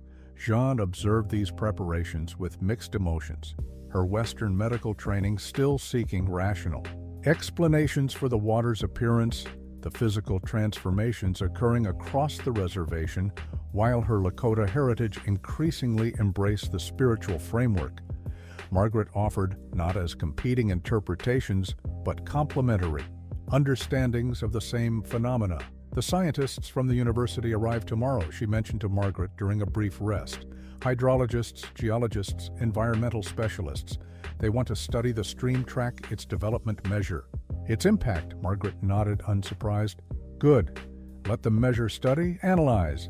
We need their knowledge too. Their understanding of the physical world complements our understanding of the spiritual. Both perspectives necessary, both valuable in their own way. Science can tell us how the water moves through soil, rock, substrate. Spirit knowledge tells us why it moves at all, what relationships sustain its flow. By evening, the ceremonial preparations had advanced significantly. The sweat lodge framework completed, waiting only for covering stones, heating sacred objects arranged according to traditional protocols. Margaret's instructions followed with meticulous care, community members working together regardless of previous divisions, skeptics, believers, traditionalists, modernists united in common purpose as sunset approached. Margaret prepared for her nightly ritual, though with modified intentions. Tonight I sing not alone, but with those who remember the old songs, those willing to learn. Join voices. Bridge the years of separation. 7 elders positioned themselves around Margaret, forming sacred circle, each contributing songs remembered from childhood, from teachings passed through generations, creating harmonic foundation that supported Margaret's central melody, their combined voices rising with multi-layered resonance across the hillside down to the growing stream below, across the reservation itself. When the flames appeared, they manifested differently than previous nights, forming not above the circle, but within it, connecting each singer with threads of light, creating sacred geometry that pulsed, expanded, contracted with the combined rhythms of their songs. The manifestation, more powerful, more structured, more intentional than any witnessed before. Watching from a respectful distance, Tommy understood something profound was unfolding beyond spectacle, beyond phenomenon, beyond scientific measurement or religious categorization, something that required participation, not merely observation, something that invited relationship, not merely witness. The growing stream below the hill surged noticeably during this combined singing, its flow visibly strengthening, widening, deepening with each completed song. Those monitoring its progress reporting increased volume, mineralization, plant growth along expanded banks, birds, animals gathering in unprecedented numbers around the flowing water as night fully descended. The combined singing concluded, the flames gradually diminishing, but not before forming distinct message recognizable to those with traditional knowledge patterns, understood by the elders as directions, instructions mapped toward something of critical importance. They've shown the way, Margaret announced as the flames finally vanished. Tomorrow we follow where they lead. Begin the ceremony. They've requested the work of renewal they've invited. Dawn broke over the reservation with unusual brilliance, golden light illuminating the gathering of nearly 200 people assembled near Margaret's cabin, preparing for the journey indicated by the previous night's fiery manifestation. Elders in ceremonial dress, younger community members carrying water, food supplies necessary for the day's expedition, tribal council representatives, alongside spiritual leaders from various traditions, scientists with monitoring equipment, photographers. Documenting the historic event, Margaret herself appeared transformed beyond mere physical rejuvenation. Her presence, somehow larger, more substantial than her physical form, suggested dressed in her finest ceremonial clothing, hair braided with sacred significance adorned with symbols representing generations of Running Bear family history, her voice carrying authority that transcended political position, institutional power. "The spirits have shown where we must go," she announced to the assembled. Community following the stream to its source, then beyond to a place forgotten, a place covered hidden during government construction. Decades ago, a sacred spring known to our ancestors. Gathering place of healing, renewal, connection. Matthew Iron. Cloud stepped forward, unfolding a map where elders had transcribed the patterns shown in the previous night's fire manifestation. According to traditional knowledge keepers, this location lies approximately 3 miles southeast, where the new reservation housing development was constructed in 1962, specifically beneath what is now the community center parking lot. Confused murmurs rippled through the gathering Ben Black Elk. Frowning, "That solid concrete?" Margaret poured over 60. "Years ago, nothing flows beneath it. Nothing. We remember flows beneath it," Margaret corrected gently.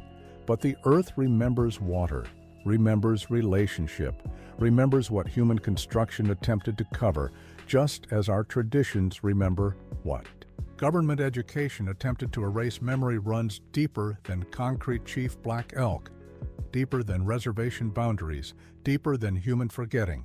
With Margaret leading, despite her advanced age, the procession began following the growing stream that flowed from her sacred hill across the reservation, gathering strength, volume, clarity. With each passing mile, what had begun as mere trickle, now substantial enough to create distinct banks, support growing plant communities, attract wildlife. Remarkable ecosystem emerging from previously barren landscape. Jean, walking beside her son, observed these changes with scientific interest, medical training analyzing, documenting, while cultural heritage increasingly embraced spiritual framework. Understanding how both perspectives illuminated different aspects of the same phenomenon. Tommy recording video as they walked, capturing both physical transformations and community response. His unique perspective bridging generations' worldviews. Look at the soil composition. Dr. Samuel Roberts from the university's Environmental Science Department commented, walking nearby, analyzing samples collected along the stream's path. Unprecedented mineral content, accelerated microbial activity, fertility. Markers that should take years to develop, appearing within days. It defies conventional ecological understanding. Perhaps conventional understanding needs expansion, Jean suggested. Watching fish mysteriously appearing in deeper pools formed along the stream's expanding route. Scientific frameworks excellent at describing how processes unfold, less equipped to address why they begin or what purposes they serve. As the procession continued, tribal police maintained respectful perimeter keeping. Curious onlookers, media representatives at appropriate distance, ensuring ceremonial integrity while allowing necessary documentation. Elders leading traditional songs, intermittently offering prayers, burning sacred herbs, maintaining spiritual focus. Amid growing public spectacle near midday, they reached the community center concrete parking lot extending across nearly 2 acres installed during government development projects decades earlier. Margaret, standing at its edge, observed it with quiet certainty. Beneath this covering, the original spring waits memories of thousands of years. Healing connection, relationship covered, not destroyed, merely hidden as our traditions were hidden, waiting to be remembered, uncovered, restored. Ben Black Elk appeared conflicted, practical considerations warring with spiritual recognition. Breaking up this concrete would require heavy equipment permits, considerable expense.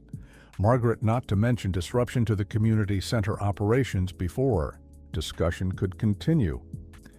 Several elders gasped, pointing toward the parking lot center, where impossible, yet undeniable sight. Manifested water bubbling upward through solid concrete, creating widening circle of moisture, defying physical possibility. Pressure building beneath, pushing upward with increasing force, cracks spreading outward from central point. The spirits, don't require permits. Chief Black Elk, Elder Joseph, brings plenty observed with gentle humor, nor do they acknowledge human construction as barrier to necessary healing. Within minutes, the pressure intensified. Concrete buckling upward, water forcing passage through manufactured barrier reclaiming ancient pathway. Tribal facilities, manager hurriedly moving vehicles from affected area as parking lot continued fragmenting central section, collapsing inward, revealing cavity beneath water now erupting several feet upward. Ancient spring, liberating itself from decades of confinement.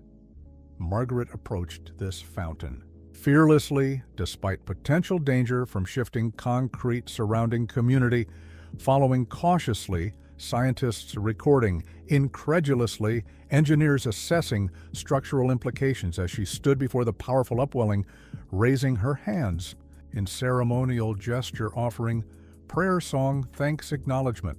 "This is the source," she announced, voice carrying across suddenly silent gathering, known to our ancestors for countless generations, healing waters, sacred connection covered during government construction but not destroyed, never destroyed, merely waiting like our traditions, our songs, our ceremonies, waiting for, remembering for reconnection, for proper relationship to be restored, as if responding to her acknowledgement. The fountain, stabilized concrete, continuing to crumble away, revealing natural stone formation beneath government construction, natural basin that had served as ceremonial gathering place for countless generations before reservation boundaries existed, before colonial presence markings still visible along stone edges despite decades underwater, ancient handprints, pictographs teaching stories preserved where no human eye had seen them since 1962.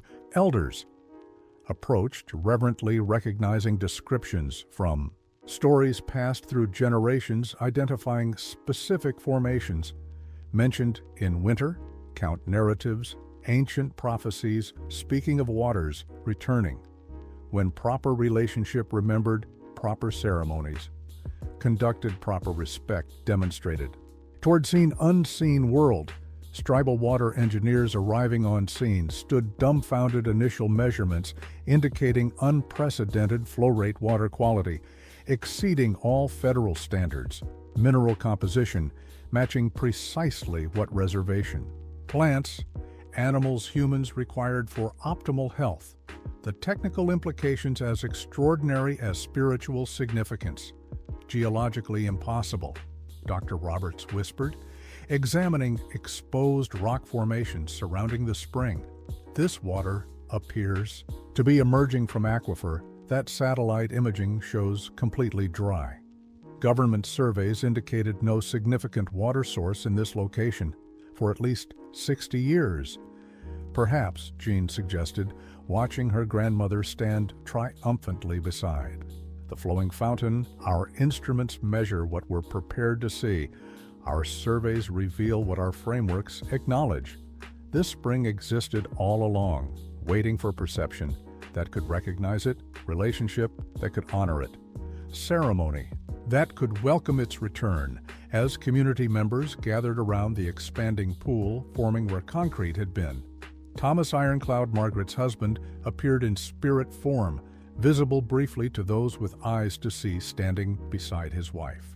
Completing circle begun 57 years earlier, when he'd first received vision, instructed her to maintain nightly songs despite decades without apparent response. Rain clouds gathered above reservation boundaries, first significant precipitation. In 3 years, beginning gentle, steady, promising substantial relief surrounding communities, reporting similar moisture, approaching atmospheric conditions, shifting with unexpected suddenness. Meteorologists struggling to explain dramatic changes in pressure, systems, wind patterns, precipitation forecasts. Margaret Running Bear, 92 years old, stood center of manifestation. She had faithfully anticipated for 57 years, singing same songs night after night without response, without acknowledgement, without evidence beyond personal conviction. Voice finally answered, "By fire, water, renewal, connection, restoration. The circle completes," she announced. to gathered community rain beginning to fall upon upturned faces, grateful expressions, not ending, but beginning what was forgotten, remembered, what was covered, uncovered, what was separated, reconnected the spirits, never abandoned us. We merely stopped listening properly. Now we must remember how to listen, how to live in right relationship. With all our relatives, seen unseen, water returning first, as it must life, following water as always intended. Tommy, recording this historic moment, understood with sudden clarity that he witnessed not merely drought relief, ecological restoration, but fundamental shift in relationship between human community, natural world, spiritual dimensions, reconnection, transcending religious divisions, political boundaries, artificial separations, race. 1 year later, Margaret Running Bear sat on the porch of her newly rebuilt cabin, watching children play near the stream that had transformed the reservation landscape. The drought, long broken, replaced by seasons of balanced rainfall harvests returning. Wildlife flourishing, community revitalized through connection with the sacred spring that continued flowing with undiminished strength from beneath what had once been concrete parking lot, now ceremonial gathering place surrounded by gardens, traditional plants, teaching areas. At 93, Margaret's appearance defied conventional understanding of aging. Her movements, fluid, strong hair, thick, though still white skin, remarkably smooth for someone who had witnessed nearly a century of reservation. Life eyes, clear, sharp, missing nothing that occurred around her, transformed not merely physically but spiritually. Her presence carrying authority, wisdom that transcended ordinary human experience. Grandmother. Tommy called, approaching with several friends from school, tablet computer tucked under his arm. We've finished the first section of the Knowledge Preservation Project. Would you review it before we upload to the Tribal Archive? Margaret smiled warmly at her great-grandson, now 13.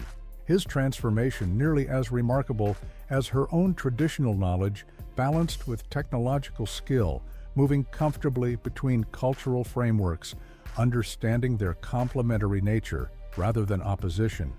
Bring it here, let me see.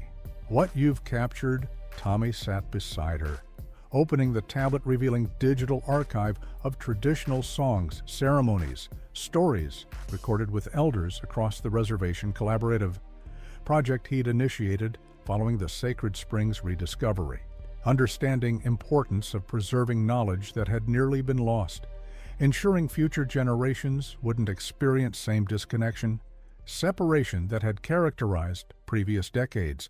We've included cross-references to scientific observations. Tommy explained, scrolling through beautifully designed interface, hydrology reports analyzing the spring's water composition, environmental studies, documenting ecosystem restoration, elder testimonies explaining spiritual significance of each location, traditional songs associated with specific healing properties. Margaret nodded approval. Good integration. Nephew science and spirit knowledge supporting each other as they should, measurement and meaning working together through different languages. Toward common understanding, the reservation had transformed dramatically since the spring's rediscovery. Pilgrims from surrounding communities, tribal nations coming regularly to experience healing waters, participate in renewed ceremonial traditions. Scientists continuing documentation of inexplicable ecological restoration phenomenon that defied conventional environmental understanding, media attention gradually shifting from sensationalism toward respectful documentation of indigenous knowledge. Systems suddenly relevant to contemporary environmental challenges. Men Black Elk approached, joining them on the porch. His leadership during past year balancing traditional revival with practical governance, managing complex dynamics of reservation. Suddenly thrust into national spotlight, the governor's office called again requesting formal meeting about regional water management strategies. Apparently our innovative approach to hydrological restoration has caught their attention. Margaret chuckled at the bureaucratic terminology. Interesting how they find language to discuss spiritual restoration that fits their frameworks, call it what they will. The relationship matters more than terminology. Jean emerged from inside the cabin, where she'd been conducting research with university medical team studying unusual healing properties documented in spring water. The latest analysis confirms elevated mineral content consistent with reported therapeutic effects. Mother though was, conventional science still struggles to explain accelerated healing rates we're observing in controlled studies. Some knowledge reveals itself. Gradually, Daughter, Margaret replied, using affectionate term acknowledging Jean's dual identity. As medical professional and traditional knowledge carrier, understanding comes through relationship, not merely observation, participation, not merely documentation, science, learning patience, just as tradition learns adaptation from the distance. Came sounds of drums singing as evening ceremony began at the sacred spring community gathering that had occurred daily since its rediscovery, voices carrying across reservation in songs Margaret had maintained alone for 57 years now. Shared, carried forward by younger generations, learning, remembering, reclaiming connection with spirits, land, water, ancestors, future generations. Council meeting. Tonight, grandmother, Matthew Ironcloud reminded approaching from Community Center, newly rebuilt, incorporating traditional design elements alongside modern functionality. Final discussion about expanding ceremonial grounds, educational center for visitors seeking to understand what's happened here. Margaret nodded, acknowledging information, though her expression suggested such administrative details increasingly belong to younger generation, her role shifting toward elder guidance, spiritual direction, as community rebuilt infrastructure, strengthened around renewed traditions. The world watches our reservation, now not for poverty statistics problems, but for possibility, restoration, reconnection, remembering what was forgotten, healing what was wounded. Throughout previous year, visitors had arrived continuously from across country around world indigenous communities seeking similar restoration, scientists documenting unprecedented ecological recovery, government officials studying potential applications for other drought-stricken regions, spiritual seekers, environmental activists, all drawn by phenomenon that defied categorization, transcended religious boundaries, political divisions, scientific expectations. Amazing how quickly everything changed, Tommy observed, watching children playing traditional games near flowing stream that had been dust-filled arroyo just a year earlier. Sometimes I still can't believe what happened, that it started with you singing alone every night for 57 years without anyone believing, without any response. Margaret smiled. Wisdom gathered through nearly century of life shining through her eyes. Faithfulness doesn't require immediate results. Nephew relationship doesn't demand visible response. Connection continues beneath surface like water flowing underground, even when apparently absent, even when covered by concrete human constructions, human forgetting, waiting for remembering, for recognition, for restoration. As evening approached, Margaret prepared for her daily journey to the sacred hill, not alone now, but accompanied by community continuing ritual that had transformed from solitary devotion to communal celebration. Younger voices learning ancient songs, carrying tradition forward, ensuring continuity between generations, past, present, future. Do you ever wonder what would have happened if you'd stopped singing? Grandma, Jean asked, helping Margaret gather ceremonial items. After 10 years, 2030, with no response from the spirits, would our community have rediscovered these connections through other means? Margaret considered this question thoughtfully. Perhaps, perhaps not. The spirits have many ways of reaching those willing to listen, many paths toward reconnection relationship. But someone must remember. Someone must maintain. Connection, however tenuous, however apparently futile, one voice singing in darkness, eventually calls forth response, whether in that singer's lifetime or generations later. Walking toward the hill, Margaret observed transformation surrounding her. Cabin-dried landscape, now vibrant with native plants, traditional medicines growing alongside modern gardens. Community members tending both with equal care knowledge, systems no longer separated, but integrated, complementary understanding flowing. Between elders, scientists, traditional healers, medical professionals, spiritual leaders, political representatives, Tommy accompanied. His great-grandmother carrying drum that had been Joseph Running Bear's gift to Margaret. Decades earlier, now entrusted, occasionally to younger hands, ensuring its rhythms continued beyond any single lifetime. The university offered me early admission to their Indigenous Knowledge Systems program, full scholarship scientific training alongside traditional mentorship. "And what did you tell them?" Margaret asked, though her knowing smile suggested she already anticipated his answer, that I need balanced education, grandmother Western science. Traditional knowledge walking between worlds, understanding both languages. Both ways of knowing. "Like you taught me," Tommy replied, pride evident in his voice. "I'll attend eventually, but not yet. Too much learning needed here first, too much documentation, recording, preservation work with our own elders before their knowledge." Transitions to spirit world. Reaching Hilltop, Margaret settled in customary position, community gathering around, respectful, supportive, continuing tradition that had begun with one elderly woman's solitary devotion, creating circles, expanding outward, like ripples from stone dropped in still water, transforming not only reservation landscape, but relationship between physical, spiritual worlds, between past, present, future, between what had been forgotten, what had been remembered, what might yet be created as Margaret began evening songs, familiar drum rhythm establishing foundation for melodic phrases, rising, falling like land's contours, community voices, joining, creating harmony foundation that supported central melody flames appearing, dancing, responding to combined singing, creating sacred geometry, connecting participants with threads of light, no longer mysterious manifestation, but ekno.